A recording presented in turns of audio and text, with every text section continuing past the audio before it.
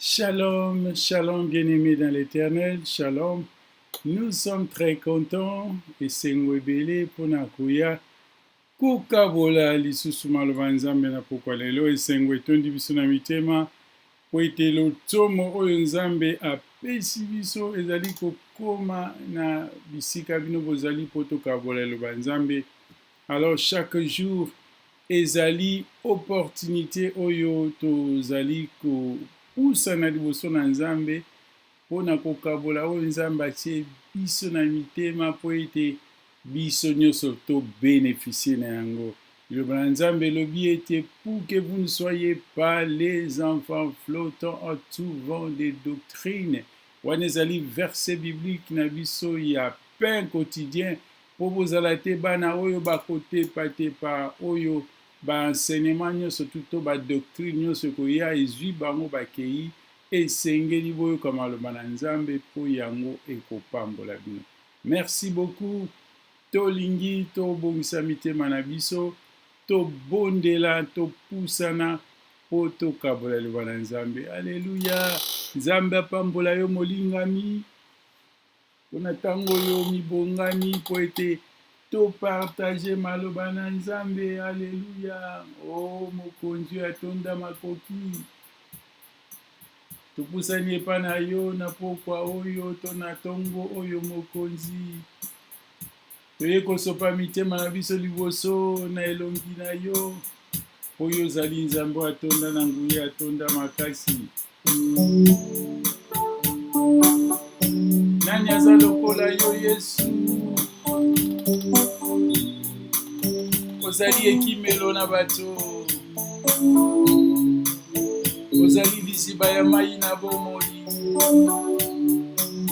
ozali liziba oyo etondisa mposa ya mitema na biso mokonzi oyo akokana makoki, ozali mposa ya mitema ya bato. Bipai ozali nde bisika oyo esengeli tozala, ozali oyo mitema na biso elukaka ntango yaka na bomoi obima nyonso to oyo bato bazalaka koluka.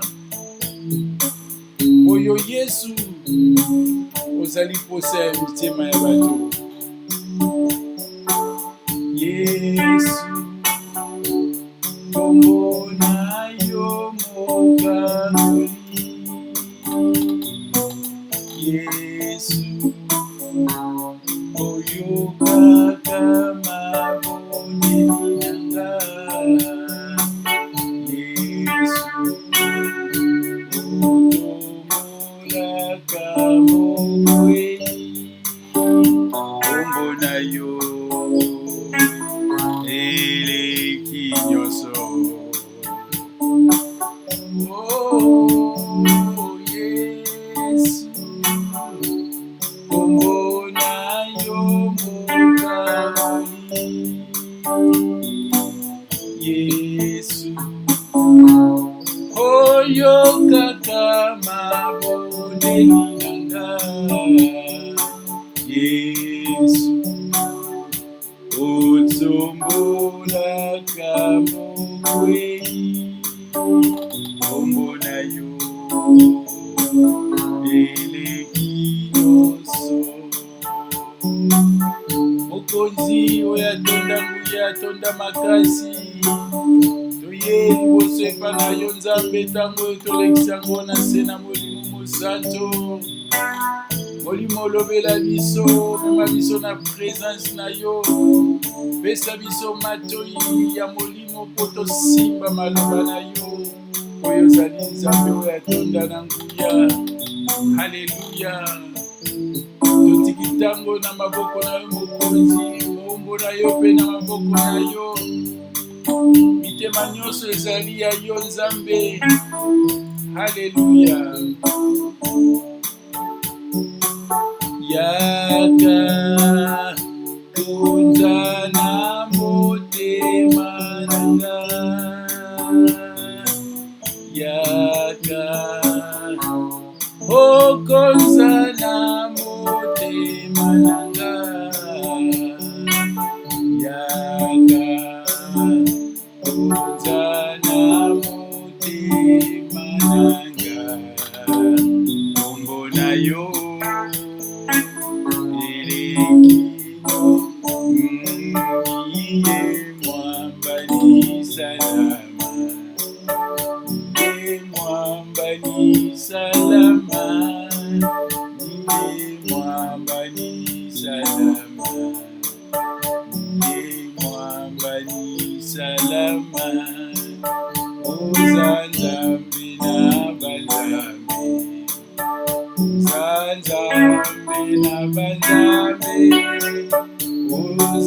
Nzambe na banzambe, Nzambe na banzambe, oh Nzambe na tutela katolo, Nzambe na tutela katolo, Nzambe na tutela katolo, Nzambe na tutela katolo, Oza papa biso bana, Oza papa biso bana, Oza papa biso bana, Oza papa biso bana.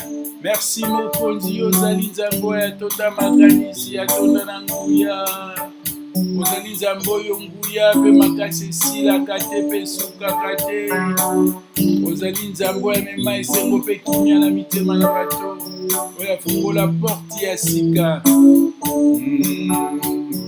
nzambe, oza nzambe, oza nzambe, ozali nzambe, oza nzambe, oza nzambe, oza nzambe, ozali nzambe. Merci mokonzi, pambola tango oyo totiki yango na maboko na yo, na kombo na Yesu eleki bakombo nyonso nde tobondeli bongo tolobi amen.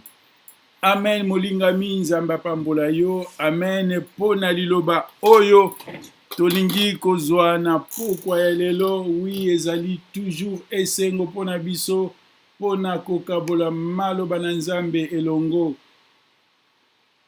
Bato ebele bazalaki na posa basala yango kasi basali yango te po ete nzambe azwi pema na bango. Tozali kokoba koloba mpo na makambo etali molimo mosantu. Molingami, nalingi o retenir eloko moko très très important.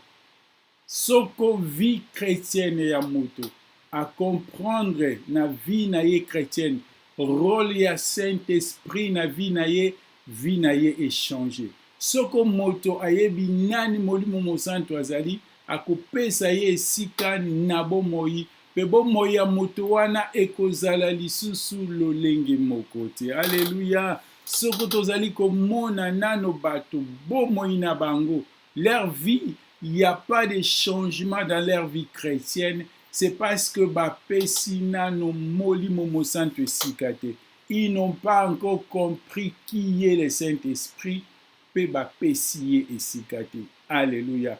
Alors bomoi ya bato nyonso to oyo ba comprendre rôle ya molimo mosantu na bomoi na bango ezali na litomba. Yango tozali kolobela mikolo oyo sur le Saint-Esprit. Tolingi biso nyonso tout tozala na révélation ya liloba na nzambe na oyo nzambe azali koloba concernant le Saint-Esprit. Tolobaki yango mikolo eleki ete molimo mosantu azali nguya te, molimo mosantu azali moto ya bonzambe.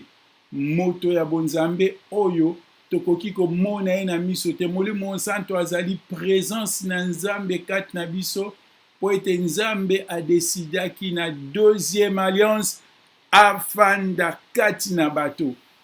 Alors je ferai une nouvelle alliance avec vous et dans cette alliance j'habiterai en vous. Nakofanda kati na bino naboyokani ya sika oyo nakosala. Yango wana esengeli to comprendre parce que molimo santu nde mutu azali ko gérer vie chrétienne.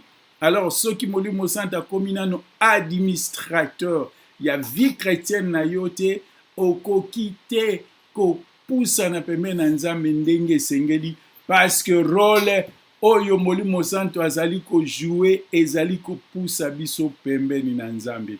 Alors tango tozotanga na Actes des Apôtres chapitre 1 verset 8 oyo ezali lokola moko ya ba verset na biso na pokwa lelo Bible emonisi biso kuna ete nzambe azali kolakisa biso alobi Yesu lisolo ya Yesu na bayekoli alobi ete mais vous recevez le Saint-Esprit. Or alobi ete mais vous recevez une puissance, le Saint-Esprit survenant sur vous. Bino bokozwa nguya tango molimo santu akoya likolo na bino, vous serez mes témoins en Jérusalem, dans toute la Samarie, à Judée et jusqu'aux extrémités de la terre. Bokokoma batatoli na ngai, kobanda na Jérusalem, kokende na Judea, na Samaria, pe kino na suka ya molongo. Kasi bokokoma nano batatoli te, soki bozwi nguya oyo molimo akopesa bino te. C'est très important. Il faut mon Christ soit comprendre que tozali kozwa nguya kouta epai na molimo mosantu. Webita nazalaki kokanisa likambo ya nguya oyo Yesu azali koloba, epesi nga makanisi ya kokanisa ndenge Biblia elobelaka biso pona mbuma na molimo, le fruit du Saint-Esprit bakomi yango na singulier na bomoko, ndenge balobaka na lingala na singulier, mais na kati kuna eza na mbuma ebele. Alors tant Yesu azoloba ete vous recevez une puissance, le Saint-Esprit survenant sur vous, na kati kuna tozwi nguya moko te, tozwi banguya ebele oyo esali ete ekomisa biso bato oyo tozala na makoki ya kotatola. Vous deviendrez mes témoins. Donc tango nguya wane ye kat na biso nde tokomi batatoli ya solo ya Yesu Masiya. Alléluia. Mais soko nano nguya ya molimo mosantu eyete okokoma motatoli te. Tozali kokena ba exemple moko typique oyo tokoki komona. Alors eloko ya liboso tolingi toyeba tango molimo mosantu akitaka epai na biso, eloko ya liboso oyo tozwaka, parce que ezali très important. Makambo mosusu soko ozwi yango na molimo te, okozwa yango de côté négatif. Alors oyo nyonso tozwi na molimo te eza ya nzoto, ekoki kokokana na oyo ya molimo te, parce que molimo santu azopesa biso ba force naturelle mais divine. Parce que okozwa force naturelle, ba force surnaturelle, mais oyo euti na bonzambe. Okoki kozwa makasi oyo euti na bomoto te, ezali surnaturel mais euti epai ya Satan. C'est ça la différence. Le Saint-Esprit nous donne de forces surnaturelles mais divines. Ces forces sont divines. Ezali euti epai na Nzambe. Alors eloko ya liboso oyo ntoloba, tango moto ayambi molimo santu, eloko ya liboso molimo santu azopesa moto ezali nini? Ezali zèle. Bible elobi ete qu'il est doux les pieds de ceux qui ont les ailes de prêcher la bonne nouvelle. Ezali zèle. Zèle ezali nini? Zèle na français balobi ete ezali énergie, empressement que l'on met pour servir une cause. Ezali énergie makasi, ezali motema na yo ndenge ezali posa wana ezotindika yo osala cause moko. Mais cause oyo tozolobela awa, c'est l'évangile kokabola maloba na Nzambe. Ezali courage oyo molimo mosantu apesaka epai na bato mpona kolonga soni, kolonga kobanga oyo eza kati na bomoi na ye mpo abanda koteya maloba na Nzambe. Wana ezali eloko ya liboso oyo tozwi kouta epai molimo mosantu. Nalingi tokotanga okomona ete apôtre Pierre azalaki moto oyo azalaki na zèle te liboso. Tokose souvenir biso nyonso ete apôtre Paul awanganaki Yesu liboso ya elenge mwasi. La Bible dit une servante awangani Yesu. Mais sikoyo tango molimo mosantu aye kati na ye, apesi ye makoki. Il lui a donné les ailes d'abord. Les ailes, na kati ya zèle eza na courage. Et soko totangi awa, à partir, il y a verset 14, je parle des Actes 2, à partir du 14e verset. Alors Pierre se présenta avec le 11, éleva la voix et leur dit, parlant en ces termes, hommes juifs, et vous tous qui séjournez à Jérusalem, sachez ceci, et prêtez l'oreille à mes paroles. Ces gens ne sont pas ivres comme vous le supposez, car c'est la 3e heure du jour. Mais c'est ce qui a été dit par le prophète Joël, Dans les derniers jours, je répandrai mon esprit sur toute chair. Petolo oyo awanganaki Yesu tanga kuna kita kino na suko komona ete Petolo azali ko pointe bayuda misape abi bino Yesu bobomaki. Alléluia. Mais tango ko défendre Yesu Petelo amonaki ete moye ezate awangani. Mais tango azwi molimo santo pesi ezel, courage nguya, empressement ya koteya maloba na Nzambe, ya kobanga te elongoli esoni, elongoli ekobanga. Epesi ye makoki ya kotatola monene na Nzambe. Alors eloko ya liboso oyo tozozwa tango molimo santo ekati na biso ezali zel. Zel wana eza zel ya bomoto te. Bato mosusu babotama na courage na bango na kinzunzu na bango, mais ekoki te. Alléluia. Ekoki te parce que oza na posa ya zel ya molimo santo po okende kino na suka, obanda na ndako na yo, na mboka na yo, na esika ofandi okende tina suka, esengeli ozala na zel oyo molimo santo apesaka. Eloko ya mibale oyo tozozwa kouta na molimo santo tobengi yango onction, epakolami. Ezali nguya o molimo santo azali kopesa epa na bato, kapasite ya kosala makambo na bopete nyonso tu, kapasite ya kosala makambo na lolenge oyo ete bato nyonso tu bazali kosepela na yango, kapasite ya komema bato na présence na Nzambe. Onction epesami na makambo ebele. Bamosusu bazwi onction na koyemba, omoni moyembi mosusu abandi koyemba azomema mitema nyonso epa na Nzambe, parce que Nzambe apesi ye na nzela na molimo santu nguya wana, onction wana, apakoli ye mafuta. Alléluia. Na tango akala bazalaki kopakola mafuta, onction ezalaki signe yango ezalaki mafuta pona moto asala rôle moko. La plupart des cas ezalaki pona ba roi et puis ezalaki pona ba sacrificateur. Alors Nzambe na tango na biso azokabola onction na bato oyo bayambi Yesu Masiya. Apesi bango onction mena bandenge ebele, na ba domaine ebele. Bato mosusu tango bateyaka ozomona ye azoforce te, azoteya na simplicité, mais azoteya makambo ya makasi pe ya malamu ya bozindo. Onction wana bato mosusu azoteya moyo lala pongi eza te, parce que Nzambe apesa ye onction wana.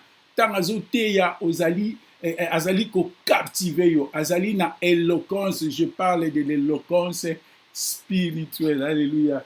Eza éloquence ya Cicéron te ya bato basali latin philo, mais l'éloquence ya molimo santo alobaka bien soko azoloba à tel point que azo captiver mitema nyonso tu. Ezali pe onction oyo Nzambe apesaka bato, mais okoki kozwa yango kaka soko ozali na molimo mosantu. Tango ozwi molimo mosantu, onction wana ekoya. Okomona kati na Bible ya bato ebele bamosusu bazalaki na façon na bango. Soko tangi diacre Philippe azalaki kosala bikamwa na onction oyo azalaki nango, azosala makambo mosusu bato bakokaki kosala te. Nzambe apakolaki ye. Soko tali Pierre, Nzambe apesaki onction. En même temps likolo ya onction, Nzambe azali kopesa biso ba don spirituel. Alléluia. Tokotanga na mukanda na 1 Corinthiens chapitre 12, sokotangi na 1 Corinthiens chapitre 12 à partir à 7e verset, okomona ete Nzambe azali kopesa ba don na bato nyonso to bayambi molimo santo. Bao bazana molimo santo kati na bango, Nzambe azopesa bango ba don oyo ekosunga bango. Tosi tolobi mingi, mais lokola balobaka na français, la répétition est la mère de la science. Tozali ko bandela yango mbala mbala po bana na Nzambe ba comprendre. Don spirituel ezali makoki ya molimo oyo apesaka na bato. D'abord po moto akota na kati na molimo. Bomo ya mokristo ezali bomo ya bonzoto te. Ce n'est pas une vie charnelle. Ezali bomo ya bonzoto te. Eza bomo yo basalaka na makasi na nzoto te. Ezali bomo ya molimo. Alors moto nyonso ya yambi Yesu akoti na lingomba ya bana na nzambe oyo tobengi corps mystique de Jésus universel oyo bato bamonaka na miso te. Alors po okoma na kapasité ya kosala na kati na corps mystique, esengeli ozala na makoki ya molimo. Alléluia. Esengeli ozala na makoki ya molimo po osala na kati na corps. Alors ba don spirituel makabo ya molimo ezali ba capacité ezali ko permettre moto akota na kati na nzoto ya Kristo po asala tala bilembo ya nzoto nyonso to eza na role esalaka na kati na nzoto. E yango wana nzambe azopesa bato ba don spirituel. Totangi na 1 Corinthiens chapitre 12 à partir du 7e verset. Or, à chacun, la manifestation de l'esprit est donnée pour l'utilité commune. En effet, à l'un est donné par l'esprit une parole de sagesse, à un autre une parole de connaissance, selon le même esprit, à un autre la foi, par le même esprit, à un autre le don de guérison, par le même esprit, à un autre le don d'opérer les miracles, à un autre le don de prophétie, à un autre le discernement et esprit de l'esprit, et à un autre la diversité des langues, à un autre l'interprétation des langues. Ba oyo nyonso tozopesama po ete moto nyonso akoti kati na Yesu, moto nyonso ayambi Yesu kati na ye, azala spectateur te na lingomba. Je parle du corps de Christ. Notion oyo ezali très important parce que lingomba ndenge tozomona yango tozali na toloba deux étapes, deux dimensions. Lingomba ya liboso ezali oyo tozomona na misu ba dénomination bisika tofanda na ba église na biso, ozali membre ya église protestante, ozali membre ya église cadèse, ozali membre ya église de réveil, oza membre osadera kuna bato na bato bazala ndenge oyo basalaka adhésion na ba église na bango. Epa na biso ba protestant communément na CBFC okokoma membre etango ozwi baptême. Ozwi baptême okomi membre. Okokoma membre etango outi na église mususu ozwa déjà baptême oye na transfert okomi membre. Alors dans ce cas oza membre ya église. Mais soko bongoli mutema te okoki kokoma membre ya corps universel te corps de Christ. Wana ezali église invisible parce que ba dénomination tozali nango ezali ba représentation ya église corps de Christ invisible universel parce que batoyo ba bongoli mitema bazana nzoto. Alors yango bazosangana na nzoto. Metango yambi Yesu azopesa yo ba don spirituel pour ozala na capacité ya coopérer na molimo. Alléluia. Epesa o makoki osala na molimo. Yango moni ba mususu bazui ya parler en langue miloko bato ba yebite tozo lobela ngo tozo continuer. Je crois que bato ba Hollanda pain quotidien ba yebi déjà toti koloba sur la parole de connaissance. Alors soko nzamba pesi biso makoki to kolobela pona ba don nyonso tu. Alors chaque don moto nyonso tu, je répète, moto nyonso ya bongoli mtema oyo ayambi Yesu lokola nkolo pe mobiksi na ye molimo santo aye na bomoi na ye azali na likabo. Bato mosusu tango mosusu ayebi kososola likabo nini oyo aza nango te. Non, tango koti na kati na nzoto na Kristo ozali na likabo oyo nzambe apesi yo po opere na kati na nzoto, sino te okozala spectateur na kati na nzoto. Alors ezali kosala ete nguya oyo epesa biso makasi to pusana. Bana nzambe faut ba comprendre makambo yo. Bana nzambe don spirituel eza kaka pona bato moko boite na église, eza pona ba pasteur te. Eza kaka pona ba diacre te, eza pona ba berger te. Don spirituel ezali pona corps du Christ. Membre du corps, moto nyonso abongoli mutema. Et Bible ke musika ti elobi na biso te aspirer au don. C'est-à-dire, soko moni don moko o eza malamu pona lokumu na nkolo. Alléluia. Koluka don te po omila kisa. Non. Pona lokumu na nkolo okoki ko bondela. Ko senga don moko po osalela nzambe. apôtre Paul alobi na biso aspirer au don, mais don oyo eleki malamu eza don ya prophétie. Nous allons parler de ça parce que oti kolobela yango eza don ya malamu mpo ozali koloba na bato, mais ezali mpe don oyo ekoki komema mbulu ngani. Alléluia. Ekoki kotia mobulu na église, mais c'est juste un exemple. Alors na bomoi na yo fo yeba ete soko bongola motema oza na makabo mosusu esengeli ese manifester. Eza bato mosusu baza na badon esengeli mpe babondela mpo na bango mpo badon wana emonana mpe babanda kosalela yango, parceke okoki kozala te na nzoto na Kristo, ozala elembo na nzoto ozanga mosala te. Vous voyez le corps, eloko nyonso tu, elembo nyonso tu, membre nyonso tu oyo eza na corps ezali na mosala na yango. Omoi ndenge nazoloba nzoto mobimba ezali kosepumone, eza ka monoko te, miso mpe ezojoue rôle. Naza komimona na écran na travers na miso soko ekatani miso moto koyeba ke non connexion ekatani direct ebeli.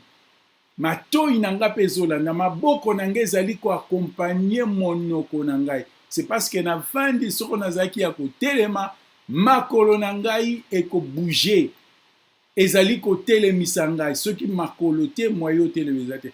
Alors moto nyonso te esengeli azwa place na kati na nzoto na Kristo. Amen. Moto nyonso te esengeli ayeba place na ye na nzoto na Kristo. Moto nyonso te esengeli ase positionner. Koya neti moto oyo aye kotika bato te.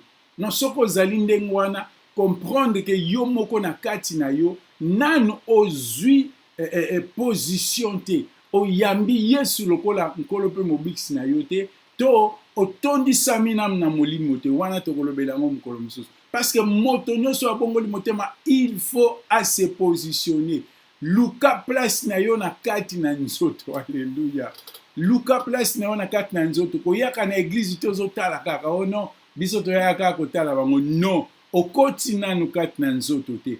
Soko koti na kati na nzoto, Molimo Santo akokaze yo, akotia yo quelque part.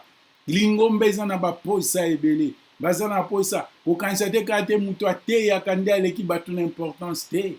Kokanisa te ka muto ya yembaka kitoko nde aleki batu na importance te. Moto azozwa soin na ndako ya Nzambe azali pe important. Moto apangusaka bakiti azali pe important. Moto abondelaka.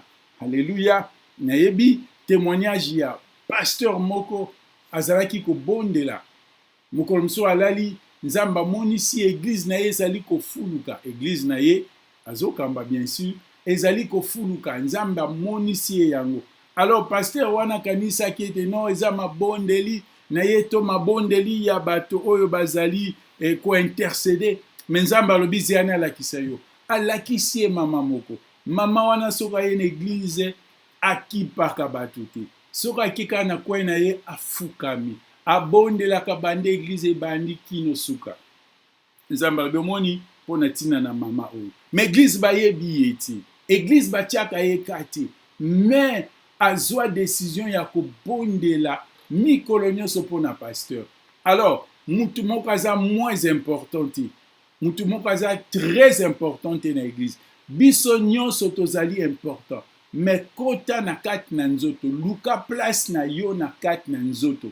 Ndenge nini yo yaka na église banda oyaka ti lelo osalaka eloko moko te. Oyaka kaka okangi maboko. Okanisi to kokola ndenge wana. Non. Non. Mutu moko te akoya na église atosali 10 ans oyaka kaka okangi maboko ti. Parce que mutu nyonso ayambi Yesu molimo eza kati na ye esengeli asala. Alléluia.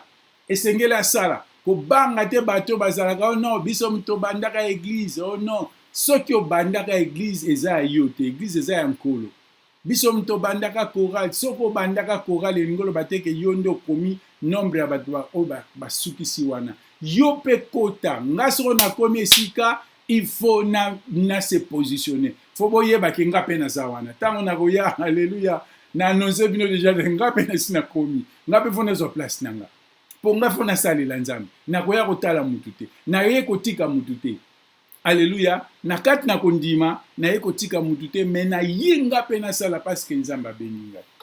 Alors 3 puissances oyo molimo santo azopesa. Zèle. Soki oza na courage ya koteya sango malamu te bondele pa na nzambe. Alléluia. Senga nzambe apesa courage wana. Molimo santo mutu apesaka zèle. Onction molimo santo. Kobanga te kokende pa ya pasteur na yo loba bondela mpo na ngai nalingi natondisama na nguya. Oui bakobondela mpo na yo tomoni na kati na Biblia babondeli mpo na bato batondisami na nguya. Senga pasteur na yo bondela mpo na ngai nalingi nasalela nzambe na solo. Nzambe atondisa ngai na nguya na ye. Ezali recommandé. Ezali kama mabe te. Ezali recommandé. Nzambe akopesa yo makoki po salela ye. Oui, esengeli bana nzambe bazwa connaissance oyo. Esengeli to yeba ete to bengami po na kosala. E yango molimo santo aza wana po na kosunga biso to yeba place na biso kati na église pe to sala malamu keba soko za munoko te kowela te. Alléluia. Tika munoko aloba loboko simba. Miso tala. Tika makolo etambola. C'est pas parce que yo makolo nde otambola kolingo zala fier to songa na tamboli te bozwa biloko kolia te. Bongo so yo tambolo zu biloko kolia. Nana omemango na munoko. Alléluia. Alléluia. Nana omemango na munoko loboko. Loboko koza fier to songa pele na memi fufu te ko kende te. So pe memi fufu na munoko muta otafu na ngo za na minu. So minu albibo tia na bino na munoko na otafu na te. Eko kende pete. Alléluia. Donc, Nzambe azali kokokisa po ete église. Et puis, kobosa na te tant tokoloba sur les dons tokoloba ete ezali po na édification ya église. Po église ezala complet, église ezanga eloko moko te. Église ezanga posa moko te. Tant Nzambe alinga salela église, ba don nyonso tu ezala sur place po Nzambe salela. Alléluia. Nzambe pambola yo bien-aimé. Parce que Nzambe atonda nguya atonda makazi tozonga sur na prière. Alléluia.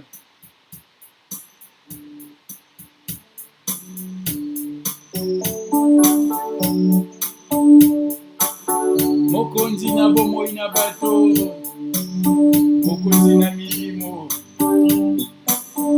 Merci pour na liloba na yo. Merci pour na malobo ebimi pambola yango Nzambe. Alléluia. Tikete moko na moko azwa liloba na pokwa lelo ekosunga bomoi na ye. Tolingi tozwa boyebi po tozala te bato oyo bazali kokufa na kozanga koyeba.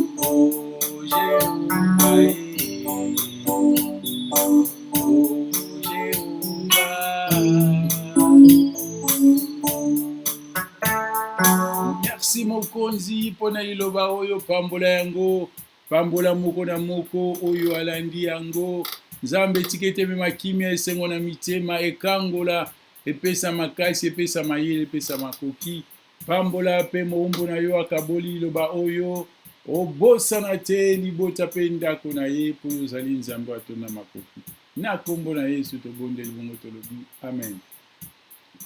Merci bien-aimé Nzambe pambola yo pour natango yo tolexi ensemble tikete maloba oyo esunga bobondela mpona mosala oyo tika yango na maboko na nzambe soutenir yango na prière soki oza na mposa mabondeli limero na biso ezali kodefile soki oza na basuggestion oza na makanisi oyo olingi opesa limero na biso ezali wana soki olingi kosoutenir mosala oyo limero na biso mpe ezali wana nzambe apambola bino tomonani na mbala ezali koya na kombo na yesu tobondeli bongo amen ezalaki bongo mombo na nkolo la sentinelle du temple nzambe apambola yo na kombo na yesu amen